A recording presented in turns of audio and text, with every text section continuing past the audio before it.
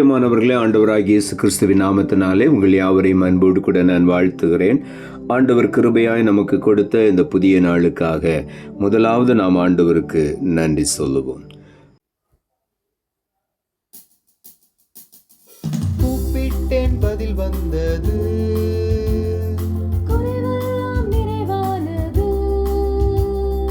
கூப்பிட்டேன், பதில் வந்தது,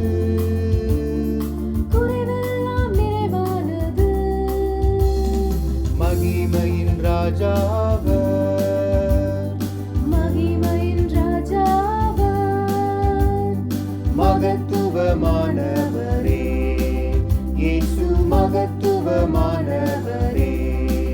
புதிய பாடல் பாடி பாடி இயேசு ராஜாவை கொண்டாடுவோம். புகழ்ந்து பாடல் பாடி பாடி இயேசு ராஜாவை கொண்டாடுவோம். இந்த நாளுக்கு என்று ஆண்டவர் கொடுக்கிற ஒரு வார்த்தை சங்கீதங்களின் புஸ்தகம் 34 அதிகாரம் 6வது வசனம். சங்கீதம் 34:6. இந்த ஏழை கூப்பிட்டான், கர்த்தர் கேட்டு அவனை அவன் இடுக்கண்களுக்கெல்லாம் நீங்களாக்கி ரட்சித்தார். இந்த காலை வேளையில் ஆண்டவருடைய வார்த்தை சொல்லுகிறது, இந்த ஏழை கூப்பிட்டான், கர்த்தர் கேட்டார். இந்த காலை வேளையில எளியவருடைய கூக்குரலை கவனித்து கேட்டு பதில் கொடுக்கிற தேவன் நம்முடைய தேவன். அவர் அவனுடைய சத்தத்தை கேட்டு அப்படியே விட்டு விடுகிற தேவன் அல்ல.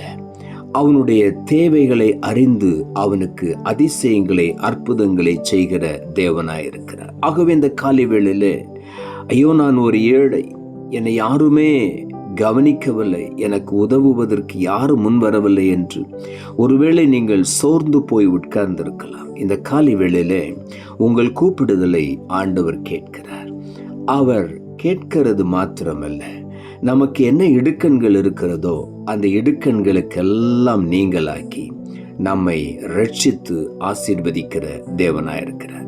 மார்க் எழுதின சுவிசேஷம் 10 அதிகாரம் 48 வசனம் சொல்லுகிறது, அவன் பேசாதிருக்கும்படி அநேகர் அவனை அதட்டினார்கள். அவனோ, தாவீதின் குமாரனே எனக்கு இறங்கும் என்று முன்னிலும் அதிகமாய் கூப்பிட்டான் என்று இங்கே ஆண்டவருடைய வார்த்தை சொல்லுகிறது.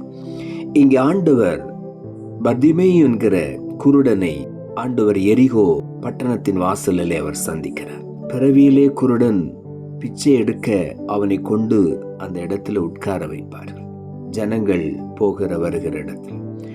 அந்த குறிப்பிட்ட நாளில் ஆண்டவராக இயேசு கிறிஸ்துவும் சீஷர்களும் வருகிறதை அவன் கேள்விப்பட்டு, அவன் ஏற்கனவே ஆண்டவரை கேள்விப்பட்டிருக்கிறான். ஆகவே அவன் சத்தமிட்டு கூப்பிட ஆரம்பித்தான், தாவீதின் குமாரனே எனக்கு இறங்கும் என்று சொல்லி. அநேகர் அவனை அதட்டினார்கள். ஆனாலும் இன்னும் அதிகமாய் அவன் சத்தமிட்டு கூப்பிட்டான். அந்த குரலை கேட்ட ஆண்டவர் அப்படியே நின்று சீஷர்களை பார்த்து சொன்னார், அவனை என்னிடத்தில் அழைத்து கொண்டு வாருங்கள். அவனை அழைத்து கொண்டு வந்தவுடனே ஆண்டவராகிய இயேசு அவனிடத்தில் கேட்டார், நான் உனக்கு என்ன செய்ய வேண்டும் என்று. அவன் சொன்னான், ஆண்டவரே, நான் பார்வை அடைய வேண்டும். அவனுடைய விருப்பமெல்லாம் எத்தனை நாட்கள் இந்த இருளுக்குள்ளே இருக்கிறது, எத்தனை நாட்கள் வெளிச்சத்தை பார்க்காமல் இருக்கிறது என்று சொல்லி மிகவும் வேதனையோடு கூட, எவ்வளவு நாள் இப்படி பிச்சை எடுக்கிற நிலையில் இருக்கிறது, எனக்கு ஒரு மாற்றம் வராதா என்று ஏங்கி கொண்டிருந்த அந்த மனிதன், அந்த பர்திமேயு, ஆண்டவர் அவனை பார்த்து கேட்டார், நான் உனக்கு என்ன செய்ய வேண்டும்? அவன் சொன்னான், ஆண்டவரே, நான் பார்வை அடைய வேண்டும் என்று சொன்னான். ஆண்டவர் சொன்னார், உன் விசுவாசத்தின்படி உனக்கு ஆக கடவது என்றார். அவன் பார்வை அடைந்தான். இயேசு உன்னை அழைக்கிறார், திடன்கொள் என்று அவனிடத்தில் போய் சொன்ன உடனே அவன் செய்த முதல் காரியம், அவன் மேலே இருந்த வஸ்திரத்தை தூக்கி எறிந்து விட்டான். இனி எனக்கு இந்த வஸ்திரம் தேவையில்லை, இனி நான் பிச்சைக்காரன் அல்ல, இனி நான் குருடன் அல்ல, ஆண்டவர் என்னை அழைத்து விட்டார் என்று சொல்லி. இந்த காலை வேளையிலும் கூட நம்மையும் ஆண்டவர் அழைக்கிறார். அவர் சொல்லுகிறார், உன்னுடைய கூப்பிடுதலின் சத்தத்தை நான் கேட்டேன், உன்னுடைய இடுக்கண்களுக்கெல்லாம் நீங்களாக்கி உன்னை ரட்சிப்பேன் என்று சொல்லுகிறார்.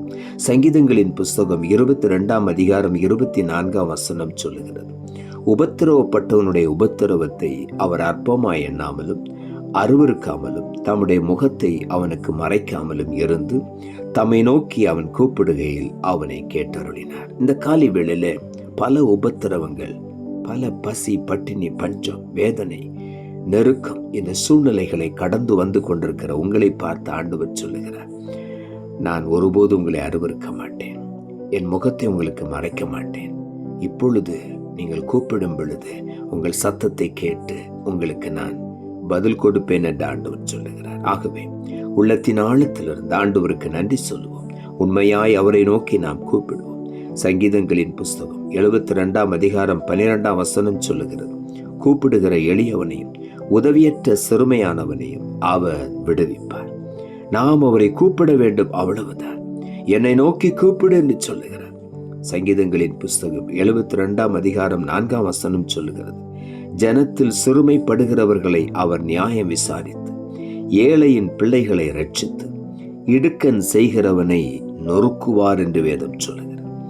ஜனத்தில் சிறுமைப்படுகிறவர்களை அவர் நியாயம் விசாரிப்பார். அவருடைய நியாயத்தை விசாரித்து அவர்களுக்கு நீதி செய்கிற தேவன். ஆகவே இந்த காலை வேளையில என்னுடைய நியாயத்தை கேட்பதற்கு யாருமே இல்லை என்று சொல்லி ஒருவேளை சோர்ந்து போயிருக்கலாம். இன்றைக்கு ஆண்டவர் சொல்லுகிறார், உன் நியாயத்தை நான் விசாரிப்பேன், உன் பிள்ளைகளை நான் ரட்சித்து உனக்கு இடுக்கண் செய்கிறவனை நான் நொறுக்கி போடுவேன் என்று சொல்லுகிறார். ஆகவே உங்களுக்கு இடுக்கண் செய்கிறவர்களை குறித்து, உங்களை துன்பப்படுத்துகிறவர்களை குறித்து நீங்கள் ஒருபோதும் கலங்க வேண்டாம், கவலைப்பட வேண்டாம். ஆண்டவரை நோக்கி கூப்பிடுங்கள். ஆண்டவர் நமக்கு செவி கொடுத்து நம்முடைய இடுக்கண்களுக்கெல்லாம் நம்மை நீங்களாக்கி ரட்சிப்பார். நமக்கு இடுக்கண் செய்கிறவர்களை ஆண்டவர் நொறுக்கி போடுவார். சங்கீதங்களின் புஸ்தகம் 91 அதிகாரம் 15 சொல்லுகிறது, அவன் என்னை நோக்கி கூப்பிடுவான், நான் அவனுக்கு மறு உத்தரவு அருளி செய்வேன். ஆபத்தில் நானே அவனோடு இருந்தவனை தப்புவித்து அவனை கனப்படுத்துவேன் என்று சொல்லுகிறார். இன்றைக்கு நம்மை ஒருவேளை மற்றவர்கள் அற்பமாய் எண்ணலாம், ஆனால் இன்றைக்கு ஆண்டவர் சொல்லுகிறார், நீ ஆண்டவரை நோக்கி கூப்பிடும் பொழுது நான் மறு உத்தரவு அருளி செய்வேன். ஆபத்தில் நானே உடனே ஓடி வந்து தூக்கி எடுத்து தப்புவித்து கனம் பண்ணுவேன் என்று ஆண்டவர் சொல்லுகிறார். இந்த காலை வேளையில மற்றவர்கள் ஒருவேளை கனவீனம் பண்ணி இருக்கலாம். ஆண்டவர் உங்களை மறுபடியும் கனப்படுத்துவார், உங்களை மேன்மைப்படுத்தி உயர்த்துவார். இந்த ஏழை கூப்பிட்டான் என்று ஆண்டவருடைய வார்த்தை சொல்லுகிறார். இந்த காலை வேளையில நீங்கள் ஒருவேளை ஏழையா இருக்கலாம், எல்லாரும் உங்களை அற்பமாய் நினைக்கலாம். ஆனால் உங்கள் கூப்பிடுதலின் சத்தத்துக்கு செவி கொடுக்கிற ஒரு நல்ல ஆண்டவர் இருக்கிறார். ஆகவே அவரை நோக்கி கூப்பிடுவோம். இன்றைக்கு விடுதலையை, ஆசீர்வாதத்தை பெற்றுக்கொள்வோம். நாம் ஜெபிப்போம். அன்புள்ள ஆண்டவரை, கிருபையானி கொடுத்த அந்த புதிய நாளுக்காய் மறுபடியும் உமக்கு நன்றி செலுத்துகிறோம். ஆண்டவர் கொடுத்த ஜீவனுள்ள வார்த்தைக்காக நன்றி. இந்த ஏழை கூப்பிட்டான், கர்த்தர் கேட்டு அவனை அவன் இடுக்கண்களுக்கெல்லாம் நீங்களாக்கி ரட்சித்தார் என்ற வார்த்தையை கொடுத்தேன்.